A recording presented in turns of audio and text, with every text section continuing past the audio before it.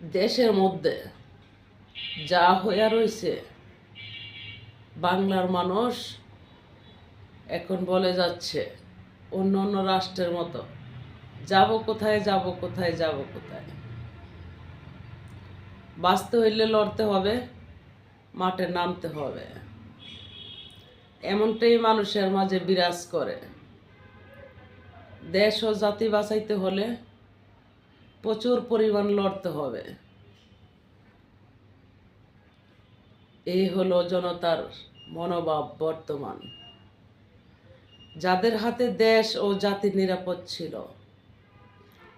তারাই হয়ে গেল এলোমেলো। আর কি করবে সমাধান? জনতা এখন ভাবনায়, মনের মধ্যে আছে বহুমান।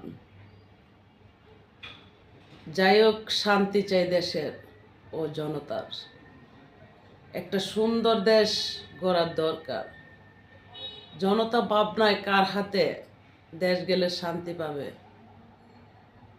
কিভাবে বাঁচবে, এই হয়ে গেছে পরিণাম। কেউ কে আছেন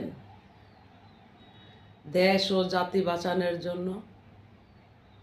যারা এই দেশ ও জাতি বাঁচাবে, জীবন রক্ষা করবে, তাদের পাশেই দাঁড়াবে জনতা বর্তমান। ভালো থাকবেন সকলে। খুদা হাফেজ। আসসালামু আলাইকুম।